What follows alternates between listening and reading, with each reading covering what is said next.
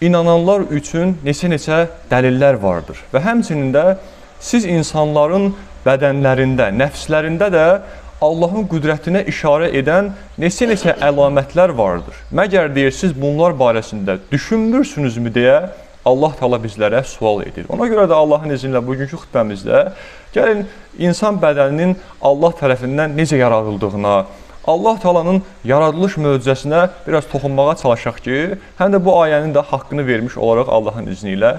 Bəli, əziz qardaşlar, insan bədəninə baxdığımız zaman başdan ayağa bütün orqanlarımız möcüzəvi bir şəkildə fəaliyyət göstərir.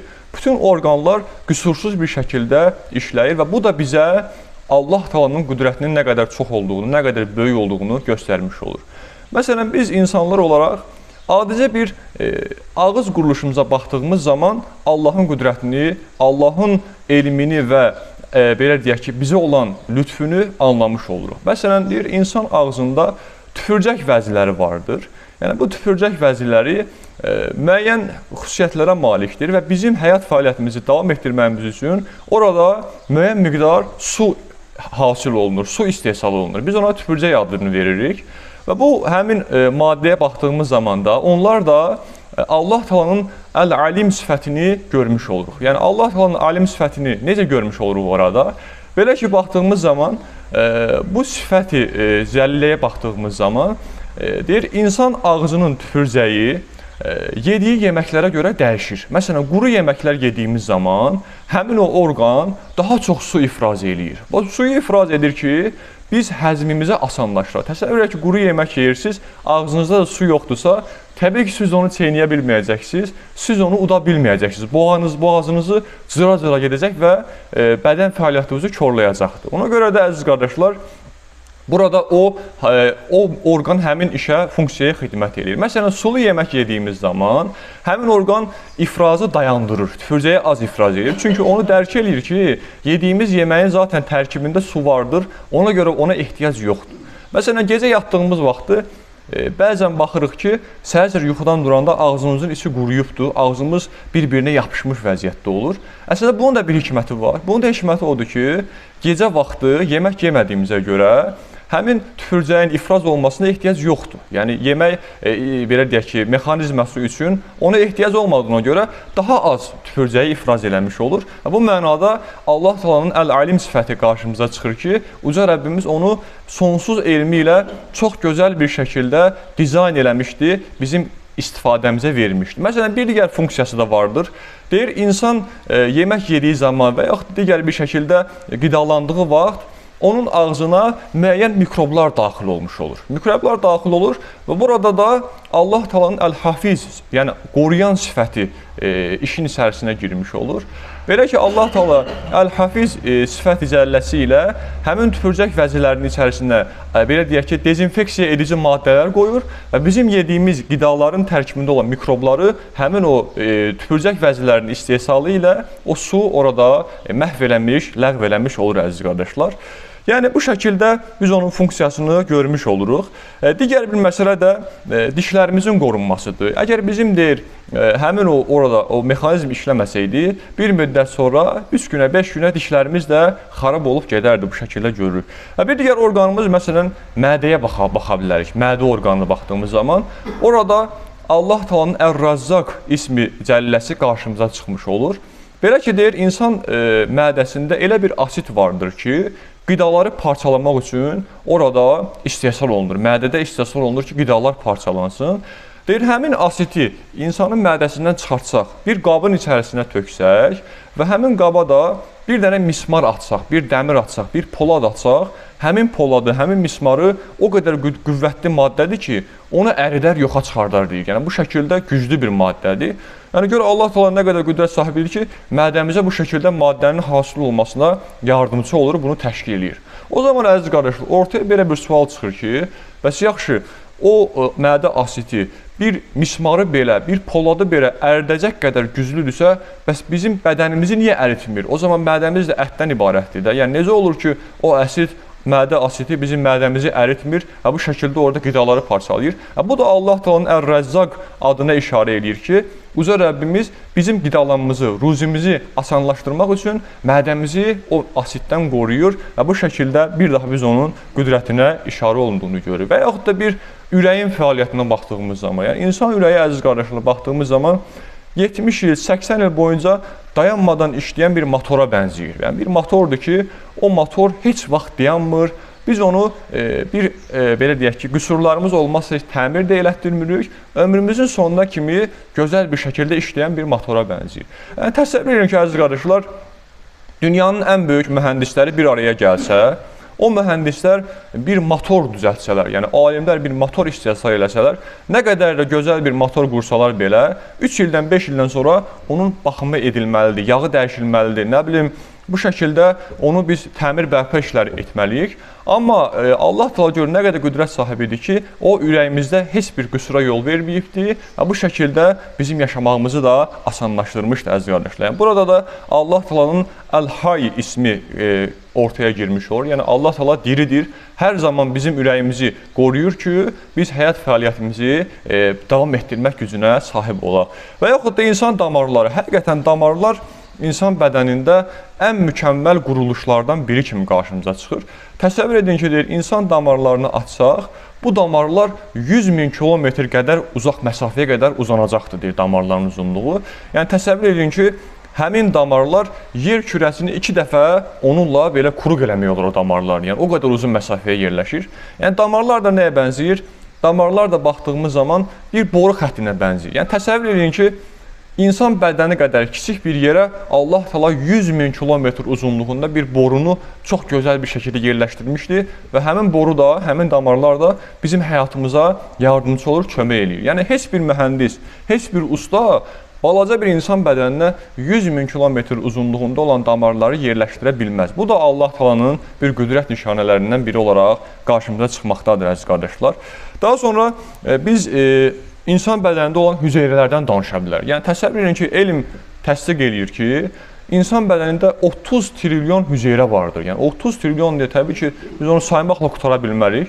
Və deyir, hər bir hüceyrənin içərisində də onun necə işləyəcəyini göstərən bir DNT vardır. Yəni DNT onun içərisində olan bir layihəyə, bir proyektə bənzəyir ki, həmin layihə o hüceyrənin fəaliyyətini tənzimləyir. Məsələn, bunu belə misal verə bilərik ki, bir zavod var, yəni çox böyük bir zavoddur. Onun da 30 trilyon işçisi var. 30 trilyon işçisi olan bir zavod təsəvvür edək və hər bir işçinin cibində də müəyyən bir əmrlər vardır. Bu əmrlər onun cibinə qoyulub ki, sən məsələn daş daşıyacaqsan, sən kubik gətirəcəksən, sən palçıq qarşılayacaqsan şəklində əmrlərlə o işçilər fəaliyyətlərini görürlər və 30 trilyon işçinin də layihəsini burada bir mühəndis tənzimləmişdi, onlara öz vəzifələrini paylamışdı. Yəni görün əziz qardaşlar, Allah nə qədər qüdrət sahibdirsə, sadəcə bir insanın bədənində 30 trilyon o hüceyrəyə, o işçilərə DNT vasitəsilə kodlarını vermişdi və onlar da bir fəhlələr vəzifəsini yerinə yetirərək öz işlərini qüsursuz şəkildə yerinə yetirirlər. Bu da həqiqətən çox böyük möcüzələrdən biri kimi qarşımıza çıxmaqdadır. Bu birisi nəyə bənzəyir? Sanki bir kompüter fikirləşək, həmin kompüterin mühəndisi qabaqcadan kompüteri kodlaşdırır və həmin kodlara uyğun olaraq biz müəyyən proqramlara daxil oluruq, o kompüterin fəaliyyətini təmin edirik. Bu şəkildə insan bədəni də Allah təala o cür tənzimləməkdədir. Daha sonra biz burada baxa bilərik böyrəklərə. Bəli, təbii ki də insan bədəninə danışarkən böyrəklərin roluna işarə eləməsək nə olar?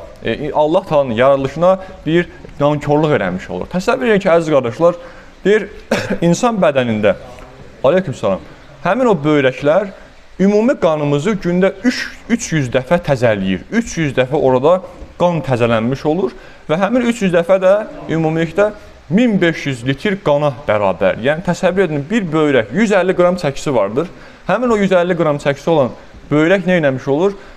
Bir gün ərzində 1500 litr qanı təmizləmiş olur. Təbii ki, onun vəzifəsi odur ki, o qanın içərisində olan zərərli maddələri kənara tullayır. Qanın içərisində olan suyun miqdarıdır. Bu şəkildə balanslı olaraq insan bədənində faydalı olacaq şəkildə dövr etməsini təmin edən bir orqan. Məsələn, bir insanın böyrəyi sıradan çıxdığı zaman həmin insan bir dializ aparatına bağlanılır. Həmin dializ aparatı da nə qədər böyüklüyündədir? Bir xaladenik boydadır, yəni bir soyuducu boyda bir aparatdır ki, o aparata da bir dəfə qanın dəyişdirmək üçün 3 saat, 4 saat, neçə saatlarla ona bağlı qalır. Yəni təsəvvür edin, Allah Taala biz insanların mükəmməl bir şəkildə yaratmağa çalışdığımız, biz soyuducu boyda olan bir işi görəcək aparatı 150 qram böyrək vasitəsilə Allah Taala bizə gördürür. Təbii ki də insanların yaratdığı aparat nə etmiş olur? Heç böyrəyin bəlkə də %10, %15 funksiyasını yerinə yetirə bilmir. Bu da Allah Taala'nın nə qədər böyük qüdrət sahibi olduğunu bir daha bizə göstərir və Allah Taala'nın Əl-Lətif ismi şərifi vardır. Yəni Əl-Lətif ismi şərifi çox lütfkar deməkdir, çox bəndələrinə qarşı şəfqətli olan mənasına gəlməkdədir. Yəni Allah Taala bizi o dializ aparatından qorumaq üçün, bizi işimizi asanlaşdırmaq üçün öz lütfünü bizə nümayiş etdirir ki, biz də bu vəsilə ilə həyatımızı çox gözəl bir şəkildə davam etdirmiş oluruq əziz qardaşlar. Məsələn, bir digər məsələ də burada baxdığımız zaman biz insanın ən böyük orqanlarından biri olan, ən böyük işi görən qaraciyərlərdən danışmasaq, o, belə deyək ki, yerinə düşməzdir, danışmağımız lazımdır. Deyir, qaraciyər elə bir orqandır ki, əziz qardaşlar, bir saniyədə 500 işi birdən yerinə yetirir. Yəni, bir saniyə ərzində 500 dənə işi eyni zamanda yerinə yetirən bir orqandır. Təbii ki, bunu tibb elmi təsdiqləmişdir. Yəni, bir zavoda bənzəyir, böyük bir kimya zavodudur və onun içərisində 500 dənə iş eyni zamanda həyata keçirilmiş olur. Məsələn, insan bədəninə nə qədər zəhər daxil olursa, həmin zəhərlər ağciyərlər vasitəsilə, daha doğrusu qaraciyərlər vasitəsilə təmizlənmiş olur həmin zəhərli maddələr, qaraciyər təmizləyir. Daha sonra baxdığımız zaman, qaraciyər bir ambar funksiyasını oynayır. Məsələn, insan yeməklə qidalandıqdan sonra o yeməklərin tərkibində olan proteinlər mi deyək, zülallar, nə bilim, xeyirli maddələr o qaraciyərdə toplanır. Yəni, qaraciyərdə toplanandan sonra yavaş-yavaş qaraciyər başlayır, nə zaman ki, sənə güc lazımdır, qüvvət lazımdır, daha çox enerji lazımdırsa, o enerjini paylaşdırmağa başlayır. Gün ərzində sənin hərəkətin üçün lazım olan enerji mənbəyini ambarından lazım olduğu qədər sənə paylamış olur. Daha sonra deyir, qaraciyərlərdə nə vardır? Qanın laxtalanmasını təmin edən o, belə deyək ki, maddələr də qaraciyərin tərkibində. Təsəvvür edin ki, insan bədənindən hər hansı bir yerindən qan axdığı zaman, tez bir zamanda o qanın laxtalanması lazımdır ki, o qan bütün axıb getməsin, qabağı kəsilmiş olsun və qan axdığı zamanda o laxtalanmağı gərəkdirən o maddələr də qaraciyər vasitəsilə hasil olmuş olur. Daha sonra qaraciyərə baxdığımız zaman, təbii ki, 500 funksiyanın hamısını deyə bilmərik, ən azından 5-6 dənə saya bilərik. O bir funksiyası da ondan ibarətdir ki, məsələn, deyir, insan bədənində olan o hüceyrələr var, həmin hüceyrələr bəziləri 120 gün ömrü vardır. 120 gündən sonra təbii ki, o hüceyrə öləcəkdir. Öldüyü zaman da insan bədənində, hər ölən hüceyrə insan bədənində qalsa, insan bədəni şişib nə boyda bir şey olar. Ona görə ölən hüceyrənin müəyyən bir şəkildə əvəzlənməsi lazımdır. Bu işi də qaraciyər həyata keçirir, əziz qardaşlar. Qaraciyər ölən hüceyrələri yeniləri ilə əvəz edilmiş olur bu şəkildə. Yəni, təsəvvür edin ki, əziz qardaşlar, bir dənə zavod tikirsən, bir fabrik yaradırsan, həmin fabrik elə bir fabrikdir ki, elə bir zavoddur ki, onun içərisində xarab olan, belə deyək, orada qurğular öz-özlərini bərpa edirlər. Yəni, bunu kim eşitsə, dəli olar ki, yəni, belə bir fabrik mümkün deyil də, bunu kim yarada bilər ki, belə bir fabriki? Amma Allah Taala insanı elə şəkildə yaratmışdır ki, bizim daxilimizdə olan o zərərli, belə deyək ki, ölmüş hüceyrələr özlərini bərpa edirlər və orqanlar onları bu şəkildə bizim həyatımızı davam etdirməyə yardımcı olurlar. Məsələn, baxdığımız zaman, əziz qardaşlar, bir digər məsələ də baxdığımız zaman gözlərimizdir. Yəni, gözlərimizin də çox böyük funksiyaları vardır. Məsələn, biz göz yaşı dediyimiz o maddə, elə belə yerə ağlamaq üçün istehsal olunan bir maddə deyil, əziz qardaşlar. İnsan bədənində olan göz yaşı bizə xaricdən gələn o mikroblardan qoruyan bir qoruyucu maddədir. Yəni, qoruyucu maddə olaraq qarşımıza çıxmaqdadır. Yəni, biz əgər göz yaşını, o göz istehsal eləməsəydi, həm quruyardı, insan görməzdi, kör olardı, həm də o zərərli bakteriyalar, mikroblar insanın gözünü gətirib sıradan çıxarmış olardı, əziz qardaşlar. Və təbii ki də baxdığımız zaman Allah Taala'nın Əl-Vəhhab adı vardır. Yəni, Əl-Vəhhab nə deməkdir? Qarşılıqsız ikram edən deyə bir sifəti vardı Allah Taala'nın. Yəni, bu nə mənaya gəlir? Yəni, Allah Taala bizə baxsadadır, böyrəyi verib, ürəyi verib, gözü verib, nə bilim, qidalanmaq üçün bütün lazım olan şəraiti yaradıb, bunu qarşılıqsız bizə ikram edir. Yəni, Allah Taala Əl-Vəhhab olaraq bizdən heç bir qarşılıq gözləmir. Yəni bizə bir hibə eləyərək, bir hədiyyə eləyərək bunlara bizə bəxş edib, bizdən istədiyi sadəcə bir şey vardır, o da Allahla aramızı yaxşı saxlamaqdır. Yəni Allahdan uzaqlaşmamaqdır. Yəni Allah da bizə şəfqət göstərir, bizə mərhəmət göstərir və deyir ki, ey qulum, mənim səndən istədiyim bizə nə şey var ki, mənimlə ünsiyyətdə ol, mənimlə davamlı söhbət elə, danış, zikr elə, şükür elə, nə bilim, namazlarını qıl, bu şəkildə ünsiyyəti kəsmə. Çünki mən sənə dəyər verirəm, sən də mənə dəyər ver də. Yəni sən niyə məni atıb gedib pis işlər görürsən ki? Yəni mənim bəndəm olaraq mənə sadiq qaldığını göstər deyə bu şəkildə Allah Teala bizə bunu göstərir əziz qardaşlar. Ona görə sonda Allah Teala'ya dua edək ki, Uca Rəbbimiz hər birimizə bu orqanlar vasitəsilə ömrümüzün sonuna kimi sağlam bir həyat yaşamağı nəsib eləsin. Allah Teala'ya dua edək ki, hər zaman bədənimizə, orqanlarına baxaraq onu təfəkkür etməyi hər birimizə nəsib eləsin. Və Allah Teala'ya dua edək ki, təkcə sağlam həyat deyil, eyni zamanda imanımızı da qorumağı hər birimizə qismət eləsin inşallah. Və selamun aləl mürsəlin və elhamdülillahi rabbil aləmin. Əl-Fatihə. Əzübillahi Bismillah. Ar-Rahman. İyyəkə na'budu və iyyəkə nestaîn.